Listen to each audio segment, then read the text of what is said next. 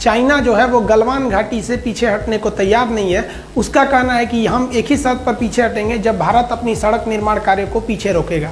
इसके बदले भारत सरकार ने भी बहुत ही कड़ा एक्शन लेते हुए पूरा चाइना का जो LAC पड़ता है, यहाँ से लेके कश्मीर से लेके पूरा अरुणाचल प्रदेश का एरिया में यहाँ पर अपनी मिलिट्री तैनात कर दिया है। ये बहुत ही बड़ा सिचुएशन क्रिएट हो गया कि पूरे बॉर्डर पर फौज तैयार हो गई है और नेवी भी तैयार बैठी है नीचे से। तो समझते हैं गलवान घाटी को लेकर चाइना इतना सेंसिटिव क्यों है और दौलत बेग ओल्डी और सियाचिन से इसका क्या कनेक्शन है। देखिए, जो सड़क को लेकर विवाद चल रहा है ये काफी पुराना है। 90 के दशक में जॉर्ज फर्नांडिस थे, जो अटल बिहारी वाजपेयी जो प्रधानमंत्री थे तो वो रक्षा मंत्री थे। इन्होंने कहा कि जो चाइना से लगने वाले बॉर्डर एरिया है वो सेफ नहीं है, वहाँ स्ट्रेटेजिक सड़कों का बहुत ही अभाव है। स्ट्रेटेजिक सड़कें उन्हें कहते हैं जिस पर तोप, टैंक, कितने भी भारी व्हीकल्स को ले जाएंगे कोई असर नहीं करता है। बरसात हो, कितने भी खराब मौसम हो, कुछ प्रभाव नहीं पड़ता है। भूकंप के दौरान भी वो अपनी क्षमता को बनाए रखते हैं, अतः उन्हें आप कह सकते हैं कि हमेशा आपके लिए वो रेडी रहते हैं स्ट्रेटेजिक सड़कें।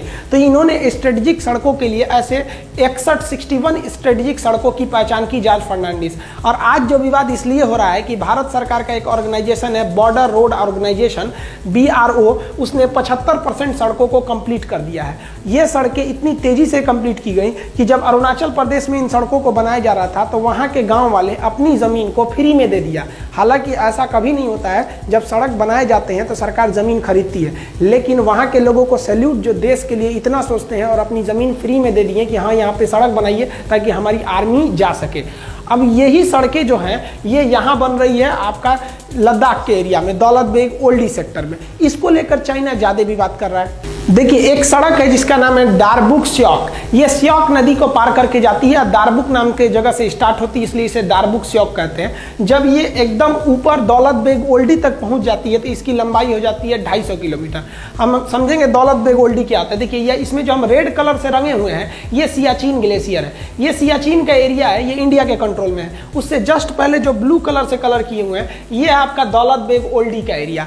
ये दोनों जरूरी है। सियाचिन ग्लेशियर दुनिया का सबसे ऊंचा युद्ध का मैदान है, तो वहीं दौलत बेग ओल्डी भारत या कह लीजिए तो दुनिया के सबसे बड़े युद्ध के मैदानों में से एक है। किंतु यहाँ पर एयरपोर्ट है, एयरफोर्स रहती है, तो ये हमको यहाँ पर तो फौज दुनिया में ये सबसे ऊंची बैठ गई और यहाँ पर आप कह लीजिए तो एयरफोर्स भी बहुत ही ऊंचाई पे बैठ गई। अब यहाँ से नीचे चाइना गलवान घाटी में अगर खड़ा रहता है तो चुपचाप वहाँ से बम मार दीजिएगा तो मर जाएगा। वहाँ से 9 किलोमीटर की डिस्टेंस पे, ज़्यादा दूरी वहाँ पे नहीं है। हाइट की वजह से चाइना को यहाँ बहुत ज़्यादा घाटा लगेगा, लेकिन ये सड़क उसमें बहुत ज़्यादा भारतीयों को एडवांटेज देती है। तो ये रेड वाला आपका एरिया हो गया सियाचिन और ये ब्लू वाला हो गया आपका दौलत बेग ओल्डी। ये जो सड़क जा रही है आपको, इस सड़क का ही नाम है दारबुक स्योक। ये स्योक नदी को पार करके जा रही है।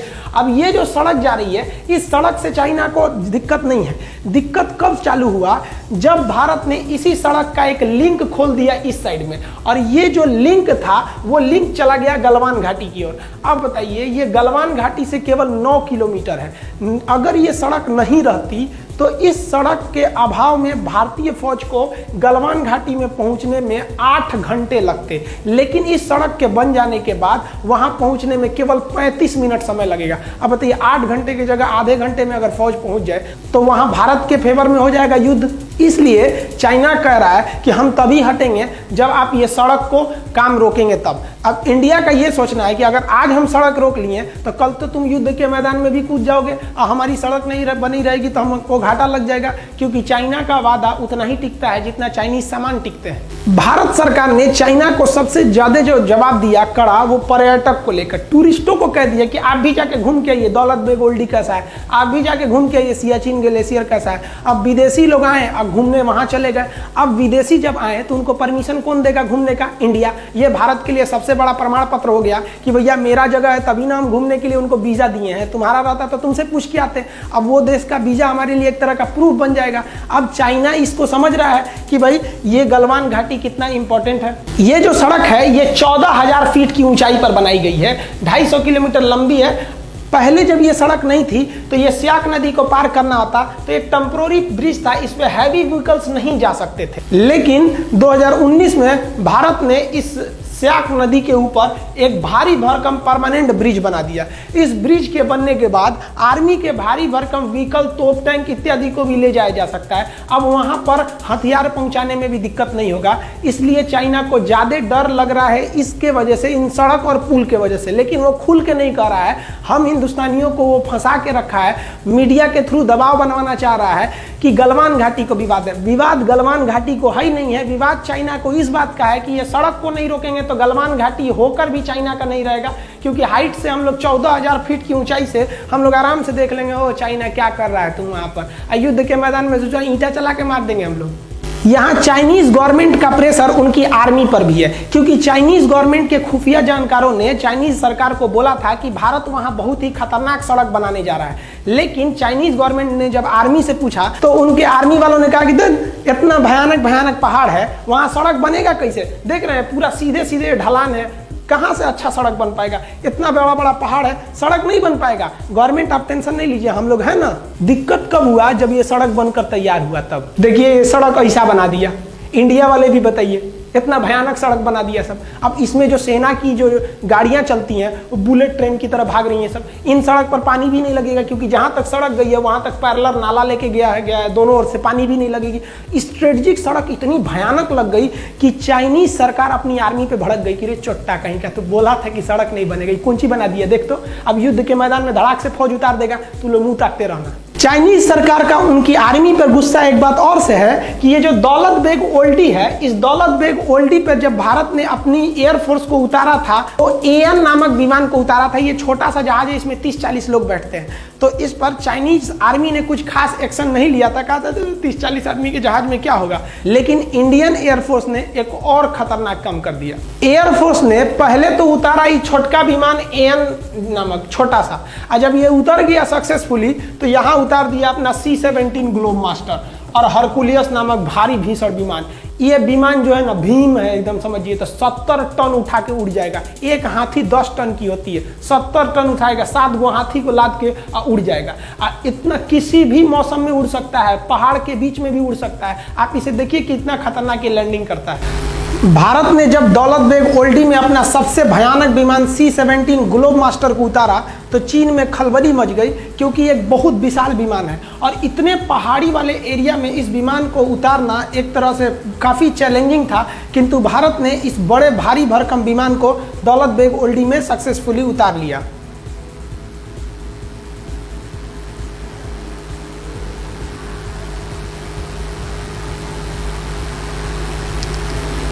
C-17 वर्तमान समय में भारत का सबसे बड़ा परिवहन विमान है। इससे बड़ा अभी वर्तमान में कोई परिवहन विमान उपस्थित नहीं है। चाइना को मेन डर है दौलत बेग ओल्डी में भारतीय एयरफोर्स का जो बेस बनाया गया है अड्डा, वहां से, क्योंकि वो इतनी ऊंचाई पर एयरबेस है कि वहां से विमानों को ऑपरेट करना काफी सिंपल है और उतनी हाइट पर चाइना को पहुंचने में बहुत दिक्कत होगा। और वहां ऑलरेडी इंडियन एयरफोर्स अवेलेबल है।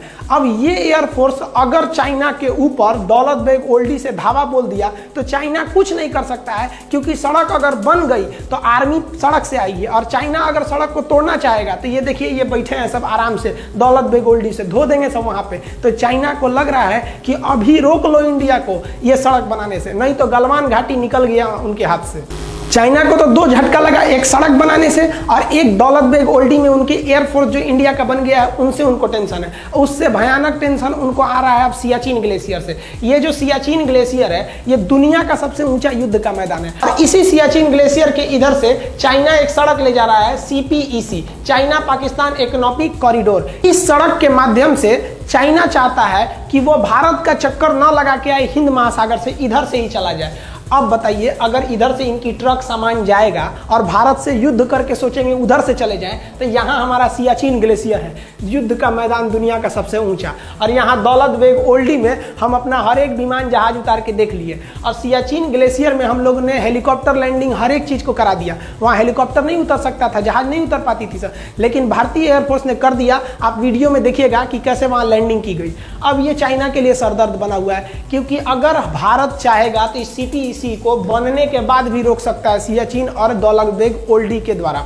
सियाचिन ग्लेशियर इतना दुर्गम एरिया है कि वहां सैनिकों को ऐसे जाना पड़ता है बर्फ में, जैसे मूवी वगैरह में जाते हैं लोग पहाड़ पर, और इतना कठिन जगह पे जाके वो लोग ड्यूटी करते हैं। लेकिन इंडियन एयरफोर्स ने उस सियाचिन ग्लेशियर पे अपना ध्रुव हेलीकॉप्टर उतार दिया, चीता उतार दिया, चेतक उतार दिया, MI हेलीकॉप्टर को बना रहा है, LCH हेलीकॉप्टर को बना रहा है। आप कहेंगे तो एयरफोर्स के जितने भी हेलीकॉप्टर हैं और विमान हैं उनका एक अलग वीडियो बना देंगे। और सियाचिन ग्लेशियर पाकिस्तान के कब्जे में चला गया था 1984 में, कैसे हम लोगों ने ऑपरेशन मेघदूत और ऑपरेशन राजीव द्वारा हम उसे वापस लेके आए थे, इसके लिए हम अलग वीडियो बना देंगे अगर आप कहेंगे तो भारत ने यहाँ पर अपना जो जहाज उतार दिया, इससे चाइना को एक बहुत बड़ा सरदर्द है कि इधर से जाएगा गलवान घाटी और उधर से जाएगा CPEC सड़क। इस एरिया में छोटे हेलीकॉप्टर को भी उड़ाया जा सकता है और आराम से यहाँ पे ऑपरेट किया जा सकता है। इस वजह से चाइना को यहाँ पर एक ज्योग्राफिकल घाटा लग रहा है हाइट को लेकर, क्योंकि उधर से चाइनीज एयरफोर्स इतनी हाइट पे आएगी जब तक ये लोग हाइट पे पहले से अवेलेबल है वहाँ पर। भारत सियाचिन ग्लेशियर पर हेलीकॉप्टर भी उतार सकता है, वहाँ अपनी सैनिकों को रसद सामान सामग्री को हेलीकॉप्टर जैसे चीता, चेतक, ध्रुव जैसे हेलीकॉप्टरों को वहाँ आराम से उतारा जा सकता है और वहाँ पर रिफिलिंग तथा रसद सामान इत्यादि को पहुँचाया जा सकता है। ये चाइना के लिए एक बहुत बड़ा थ्रेट साबित होगा, क्योंकि यहाँ हेलीकॉप्टर उतारना बहुत ही बड़ा चैलेंजिंग होता है। आप चारों ओर देखिएगा केवल बर्फ ही दिखाई देगा। साथ ही इंडियन नेवी ने कहा है कि इसका जो ईस्टर्न फ्लीट है यहाँ पर हालात ठीक नहीं है, अतः ईस्टर्न फ्लीट को हम आगे भेजने के लिए दिशा निर्देश दे रहे हैं। अब यहाँ से इंडियन नेवी भी तैयार बैठी है इधर से जाने के लिए अपने पूरे फ्लीट के साथ, कि अगर कहीं इधर में कोई दिक्कत हो रहा है तो हम यहाँ चले जाएंगे। इस बार गवर्नमेंट ने सबसे तगड़ा एक्शन लिया है कि तू ससुरा हमको गलवान घाटी में घेरो, हम तैयार बैठे हैं। कहां पर? पूरा यहां से लेकर यहां तक, ऊपर के बॉर्डर पे रेडी बैठे हैं आर्मी से, यहां बैठे हैं हम लोग पूरी तरह से एयरफोर्स को, और नेवी भी इधर तैयार ही बैठी है। आओ अब देखते हैं हम लोग, अब तुम गलवान घाटी ले लो। अगर थोड़ा भी युद्ध हुआ, 10 दिन का भी युद्ध हुआ ना, तो युद्ध किसी के परिणाम में जाने वाला नहीं है, क्योंकि दोनों अब परमाणु संपन्न देश है। तो एक बात तो कंफर्म है कि भारत के लोग चाइनीज सामानों का उपभोग करना पूरी तरह से छोड़ देंगे और चाइना को व्यापार घाटा बहुत ज्यादा लगेगा। चाइना बॉर्डर पर डेली चाइना की ओर से अलग अलग प्रोपेगेंडा को फैलाया जा रहा है। मीडिया में चाइना इस तरह से प्रस्तुत कर रहा है जैसे चाइना 8 किलोमीटर घुस गया है, 10 किलोमीटर घुस गया है। ये आप लोगों के ऊपर दबाव बनाने के लिए बनाया जा रहा है। इंडियन आर्मी वहां पे खाली नहीं बैठी थी कि तुम घुस जाओगे, हम लोग कह देंगे हाँ आइए। इंडियन आर्मी घुसने नहीं देती उन लोग को, लेकिन ये खबर पाकिस्तान और नेपाल के थ्रू इंडिया की ओर भेजा जा रहा है और तरह तरह के साइकोलॉजिकल दबाव बना रहा है। आप भी ये सोच रहे होंगे कि इंडियन आर्मी क्या कर रही थी, ये केवल उनका दबाव है ताकि आप ये सोचकर डर जाइए कि आप चाइना से मुकाबला नहीं कर सकते। ये बात गलत है कि चाइना हमारे ऊपर दबाव बना रहा है या हमारे फौजी उनको घुसने के लिए अंदर जगह दे दिए थे, एकदम गलत है। ये सही है कि स्टैंड ऑफ हुआ है, दोनों आर्मी खड़ी है, लेकिन ये खबर गलत है कि वो हमारा 8 किलोमीटर कब्जा कर लिया है, 6 किलोमीटर कब्जा कर लिया है। ये आपको फेसबुक, व्हाट्सएप इत्यादि के माध्यम से जानबूझकर आप पे दबाव बनाने के लिए किया जा रहा है। इंडियन आर्मी पूरी तरह स्टिक है।